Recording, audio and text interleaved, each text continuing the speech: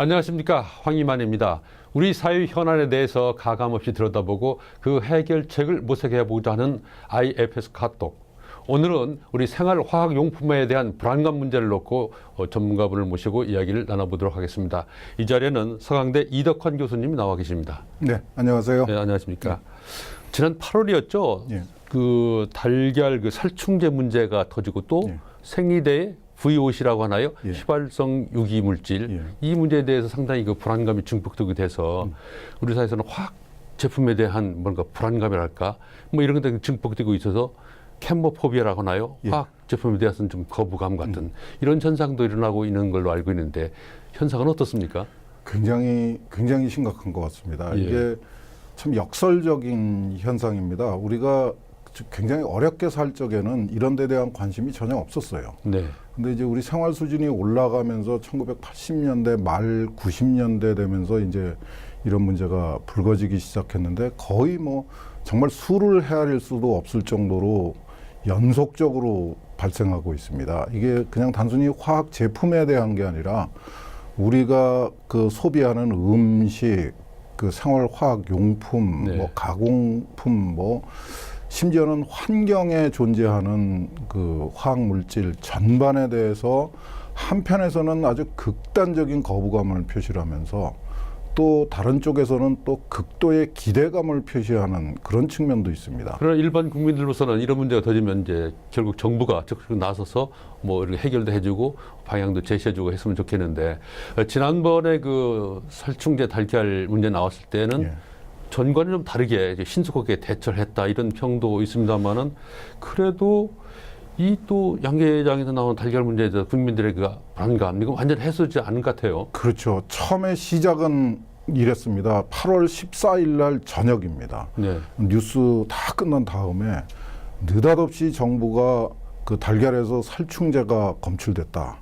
그래서 달걀을 지금부터 이제 전면적으로 출하 금지를 시키고 3일 동안 전수조사를 해서 원인을 밝혀내고 대책을 마련하겠다. 굉장히 신선했습니다. 네. 그 저도 기대를 많이 했는데 결과는 막 정말 실망스러웠죠. 우선 시중에 그 유통 중인 달걀의 95.7%는 괜찮다. 그 나머지 한 4, 5% 정도가 약간 오염이 됐는데 그것도 먹어도 상관없는 수준이다. 예. 이거 뭐 왜 그렇게 호들갑을 떨었는지 그 과정에서 노출된 정부의 무능함이라는 건 전문성도 없고 행정력도 없고 뭐 체계도 없고 뭐 정말 엉망진창이라는 게 고스란히 드러나 버렸죠. 그래서 지금 요번에 살충제 오염의 문제는 그 살충제로 달걀이 오염이 돼 가지고 그 달걀을 먹어서 소비자가 그걸 섭취해서 뭐 심각하게 부작용을 경험했다거나 이런 게 아니고요. 네. 제도적으로 양계장에서는 사용하지 못하도록 되어 있는 살충제들이 한 10여 종류가 양계장에서 버젓하게 사용이 되고 있었고 어느 누구의 관리도 받지 않고 있었다는 겁니다. 그래서 이 농약 살충제들은 그 몸에 좋은 거는 아니죠. 그렇다고 막 치명적인 독성을 나타내는 것도 아닙니다. 그리고 검출된 양도 엄청나게 많은 양은 아니었어요. 그래서 우리 소비자들의 건강에 위해를 끼칠 정도는 아니지만은 정부의 양계장이나 농약 관리 실태가 엉망이라는 사실이 밝혀진 겁니다. 언론의 주목을 못 받고 있지만은 이 동물복지농장이라고 해서 그 달걀이 보통 달걀의 한 서너 배 비싼 값에 유통이 되는데 동물복지농장에서 40년 전에 금지된 농약이 검출이 됐어요. 토양에서도 검출이 되고 닭에서도 검출이 되고 달걀에서도 검출이 됐는데 이거 엄청난 일이거든요. 40년 전에 그 금지된 농약이 DDT였던가요? DDT요. 네. 이게 어떻게 지금까지 토양에 잔류하면서 닭과 달걀을 오염시킬 수 있었느냐. 이거 정부도 관심이 없고 국민들도 관심이 없는 것 같은데 이거 원인을 밝혀야 됩니다. 진짜 금지된 40년 전에 사용했던 농약이 토양에 잔류했다고 그래도 심각하게 문제고요. 네. 거기만 그랬을 리가 없거든요.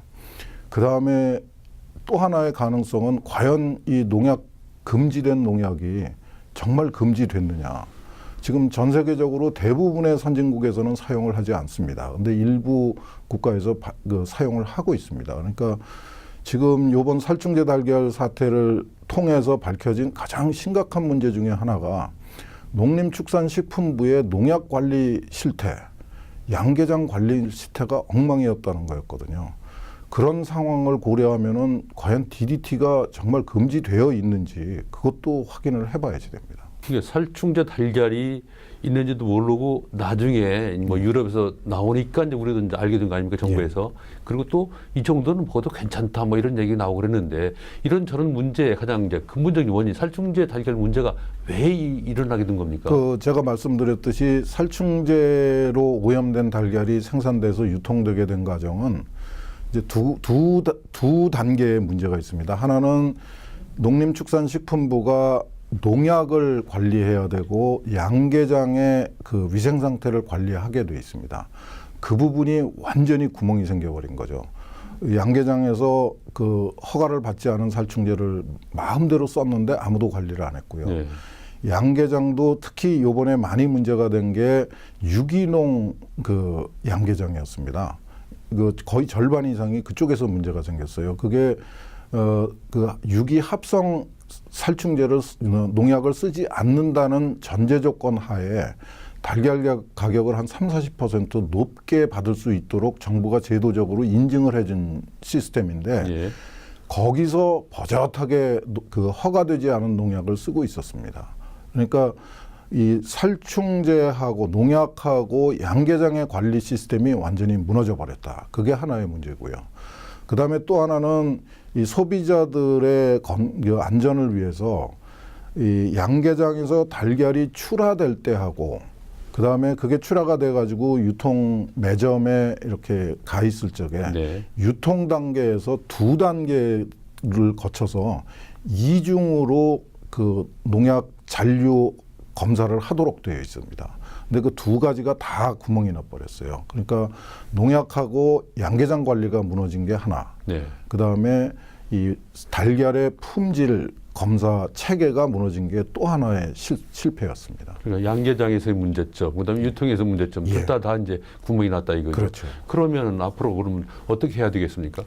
방법은 없죠. 정부가 정신을 차려줘야죠. 그냥 전면 뭐 출하 금지, 뭐 3일 내에 전수 검사 네. 이런 게 국민한테 필요한 게 아니고 정말 그야말로 조용히 앉아서 살충제를 제대로 관리해주고 양계장을 제대로 관리해주고 거기서 생산되는 닭고기나 달걀의 안전성을 제대로 관리해줘야 되는데 그런 거에는 아직 신경을 못 쓰고 있는 겁니다. 일이 난 다음에 뭐 하는 것처럼 급해서는 그렇죠. 것보다는 미리 사전적으로 예. 뭔가 예방 조치를 쭉 해 놨어야 된다 이런 그렇죠. 말씀이죠. 예. 예. 그 살충제 달걀 문제도 있었습니다만은 또 이 생리대에서 그 문제점이 나오지 않았습니까? 예.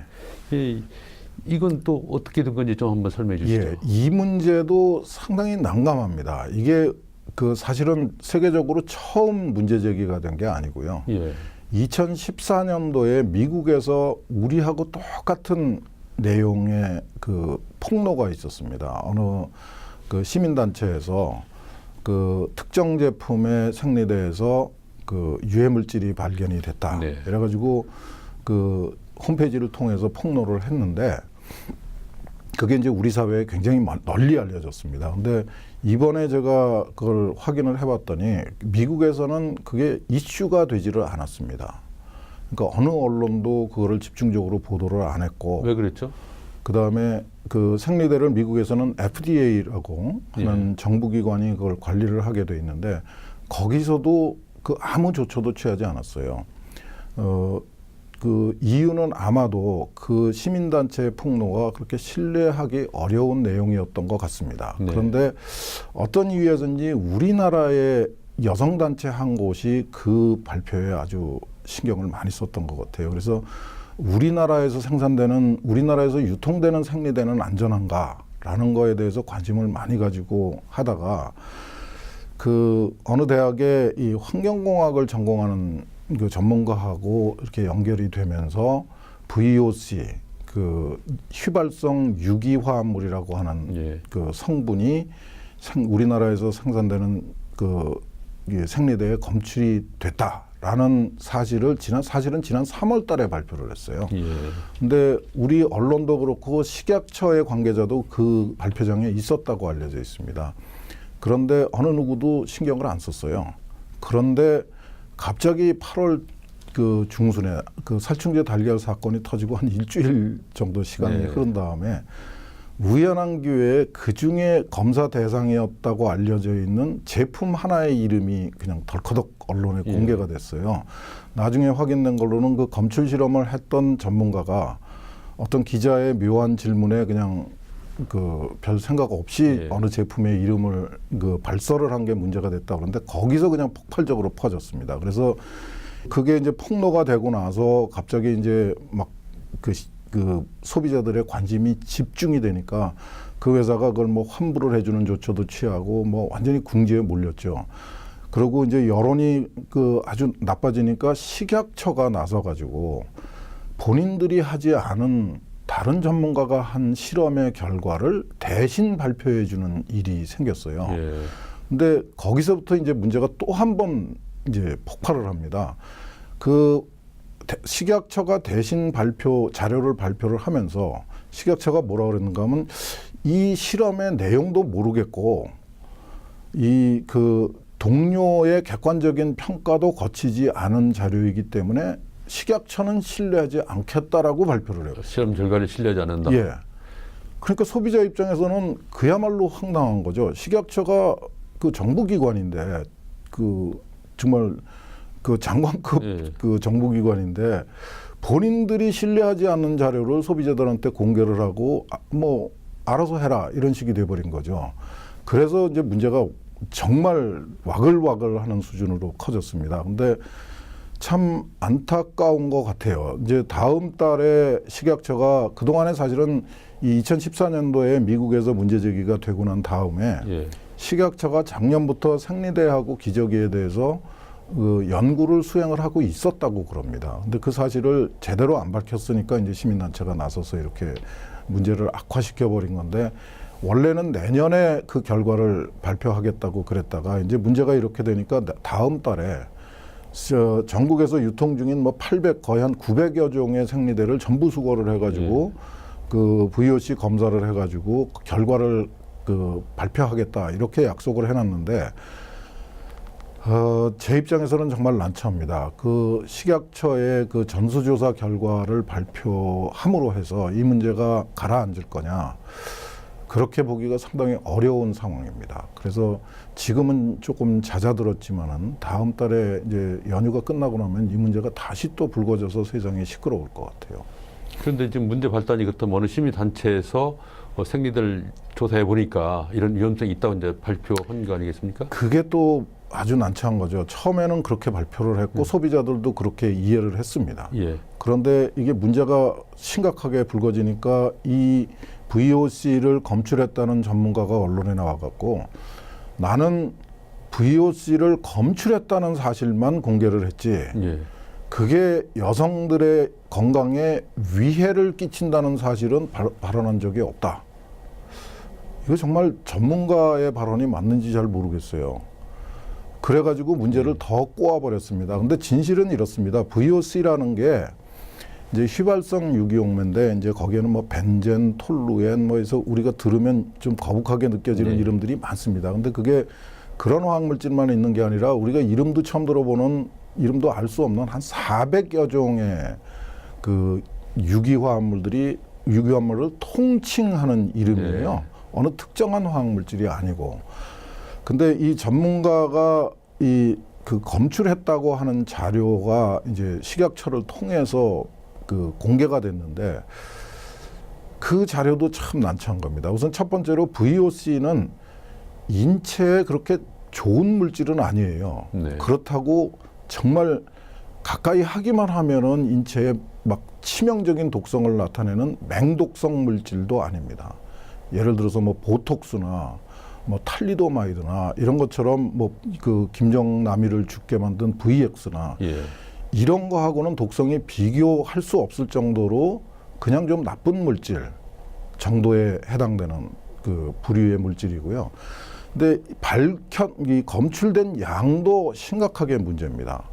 이게 보통 어디서 뭐 유해물질이 발견됐다, 검출됐다 그러면 보통 밀리그램을 얘기를 하거든요. 예.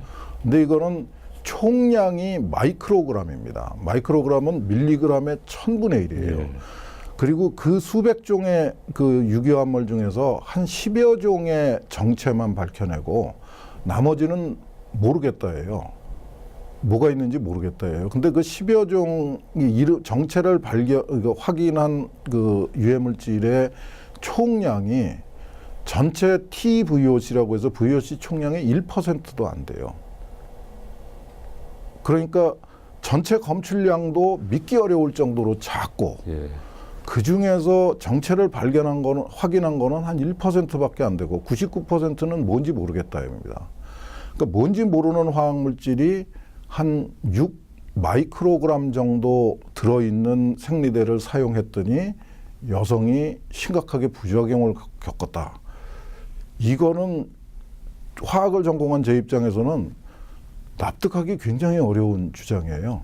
그렇다면 현실적으로 이런 생리대를 사용해서 뭔가 부작용을 느꼈다는 그런 피해자들이 나오고 있습니까? 예, 많습니다. 제가 놀라운 거는 이 생리대의 이 올바른 사용법, 위생적인 사용법에 대해서 여성들이 어디에서도 교육을 못 받았더라. 네.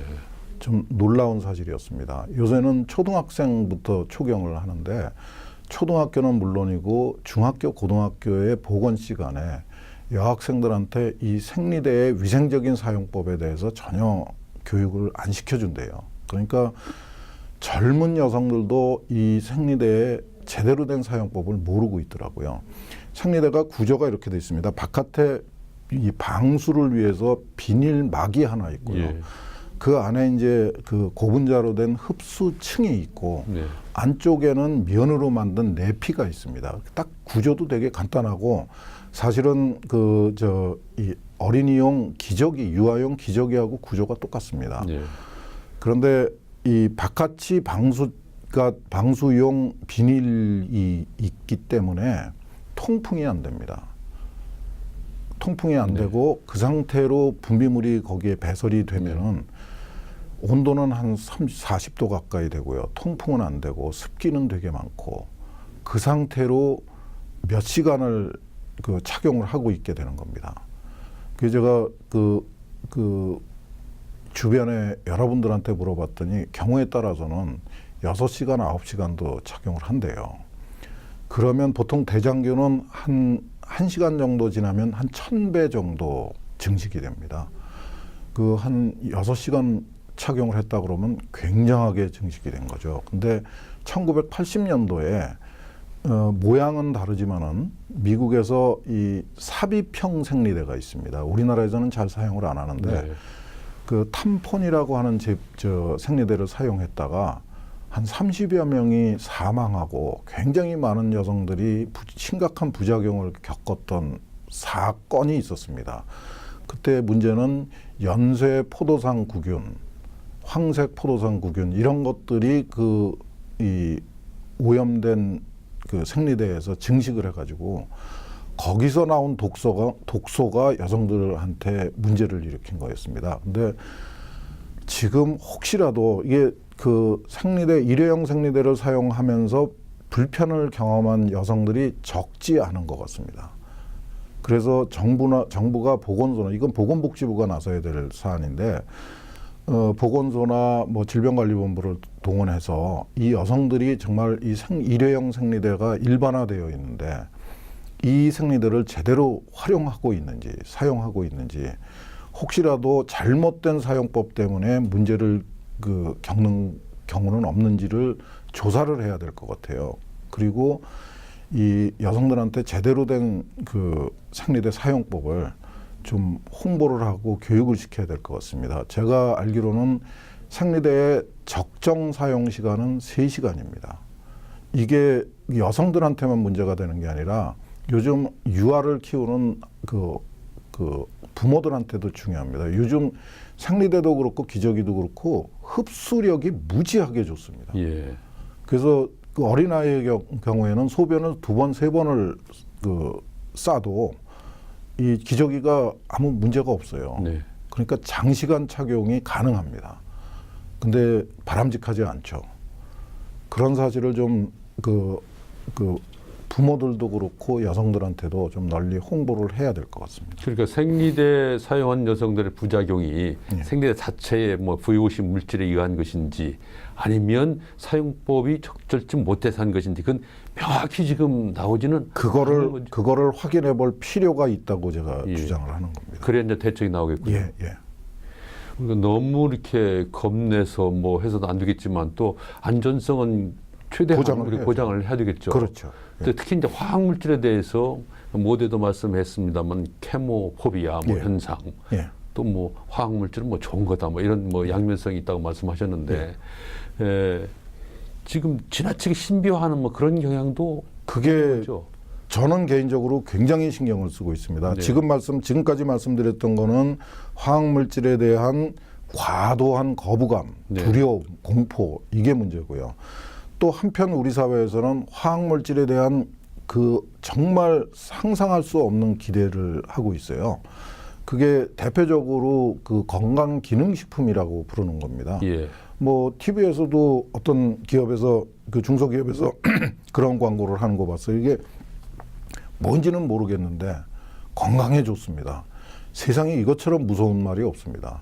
뭔지 모르는 거에다가 제 건강을 맡길 정도로 제 건강이 그렇게 화창한 게 아니죠. 예. 건강기능식품은 제도적으로는 이렇습니다. 의약품은 아니다. 그러니까 어떤 특정한 질병을 치료한다는 주장을 하면 안 된다. 그런데 식품도 아니다. 식품이라는 거는 독성이 낮고 그냥 일반적으로 먹으면은 그냥 영양 공급 수단으로 쓰는 거거든요. 예. 근데 건강기능식품이라는 거는 이것도 아니고 저것도 아닌 겁니다. 그래서 소비자들 입장에서는 대부분의 소비자들은 이건 의약품이에요. 그런데 의사의 처방을 받을 필요가 없는 의약품입니다. 그리고 엄청난 효능을 기대합니다. 갱년기 여성의 뭐 문제 해결, 네. 남성의 물을 해결, 예.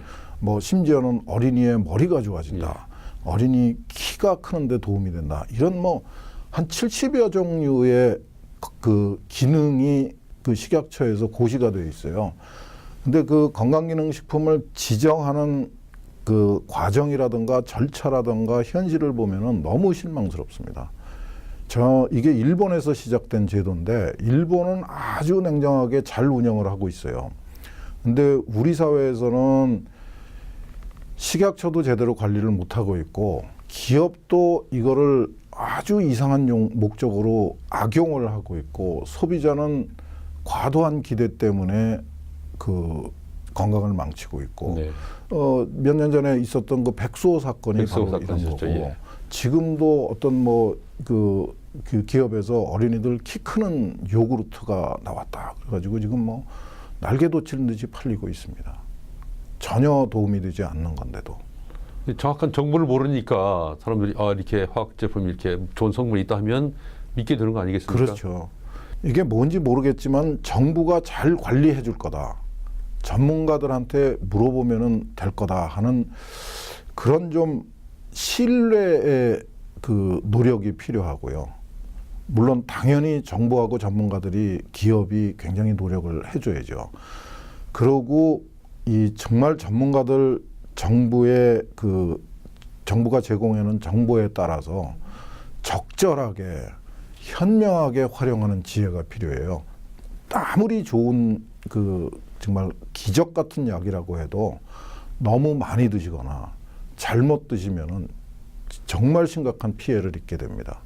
그러니까 근본적으로 좋은 물질하고 나쁜 물질이 따로 있는 게 아니고 우리가 그거를 어떻게 사용하느냐에 따라서 나쁜 물질이 약이 될 수도 있고 좋은 물질이 독이 될 수도 있는 겁니다. 이게 좋은 것이 잘못하면 독이 될 수도 있고 예. 독도 잘 쓰면 약이 예. 된다. 예. 뭐 그런 원론적인 얘기는 뭐 다 이해할 수 있겠습니다만은 일반 시민들이 그러면 이게 어느 정도 해야 이게 독이 되고 어느 정도 해야 약이 되는지 이건 잘 모르지 않습니까? 예. 그러니까 이제 여기서부터는 이제 제가 그래서 신뢰를 말씀을 드리는 건데, 근데 우리 사회는 참 안타까운 일이 있었죠.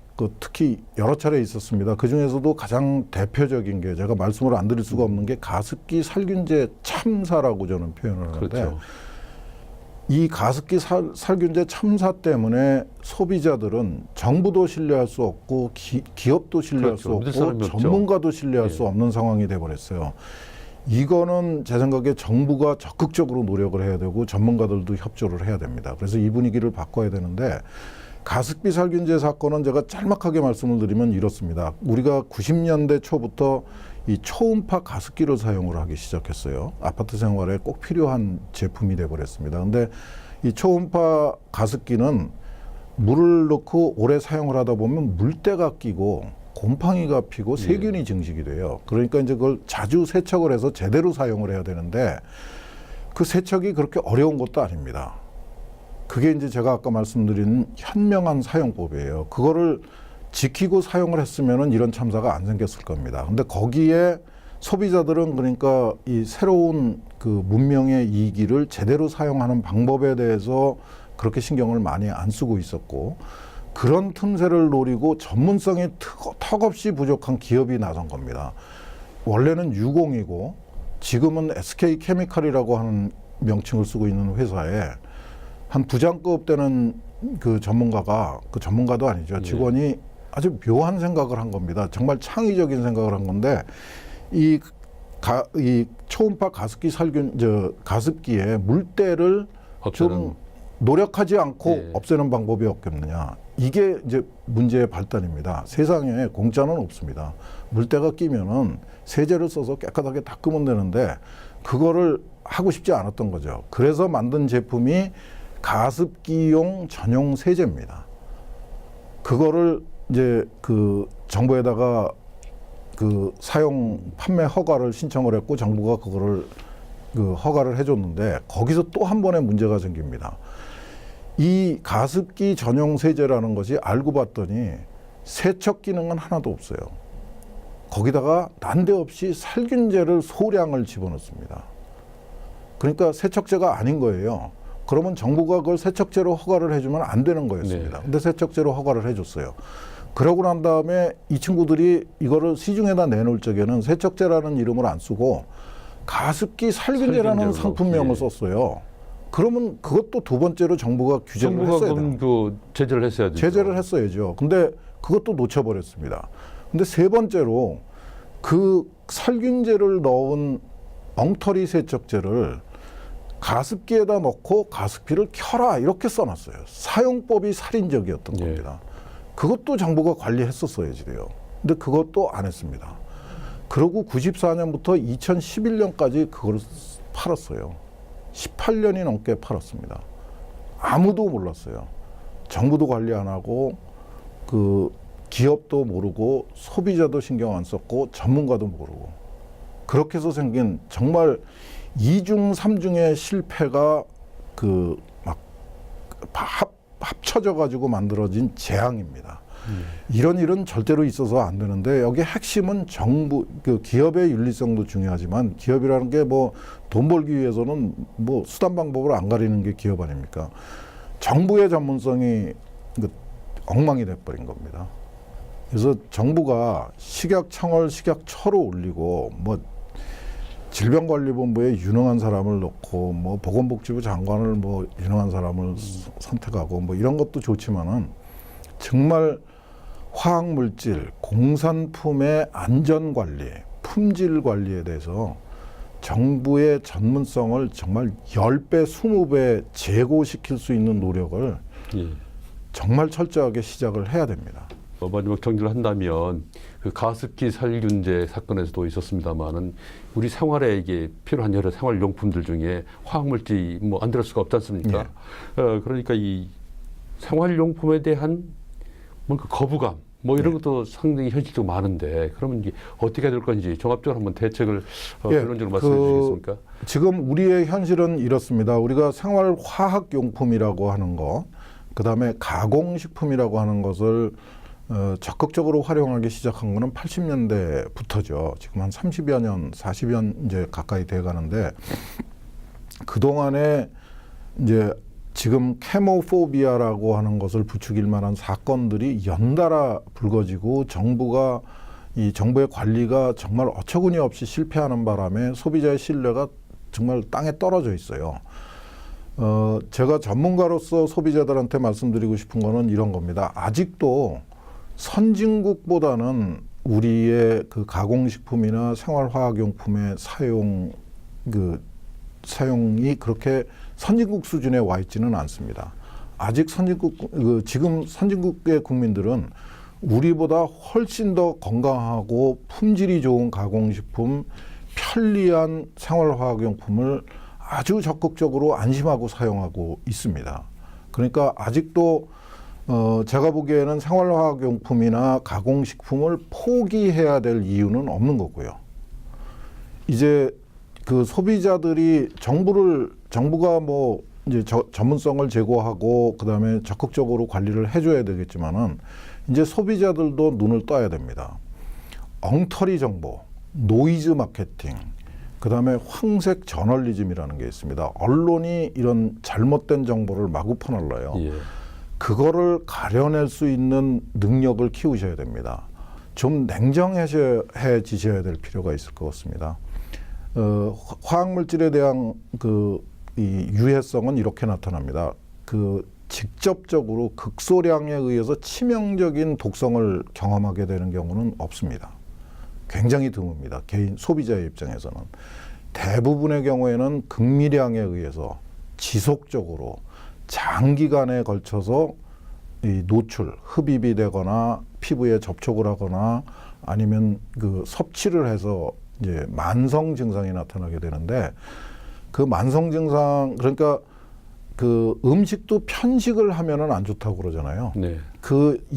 진짜 이유는 모든 음식물에 독소가 들어있기 때문에 그렇습니다. 그래서 같은 음식을 계속 섭취를 하시면은 같은 종류의 독소가 농축이 되면서, 그러니까 축적이 되면서 이제 문제가 드러나거든요. 그래서 다양한 음식을 먹음으로 해서 그 피해를 최소화하려고 그러는 전략이 편식을 하지 말아라 하는 겁니다. 근데 생활화학용품도 그런 지혜가 필요한 거 아닌가. 너무 좋은 제품이라고 해서 너무 집착해서 너무 많은 양을 너무 오랜 시간에 걸쳐서 자주 사용하는 건 좋지 않다. 사용량을 최소화시키고 제조사가 추천하는 사용 방법을 꼭 지키면서 좀 지혜롭게 사용하는 자세가 필요하고, 너무 지나친 두려움이나 공포는 사실 우리 스스로한테도 도움이 안 되는 거죠. 네.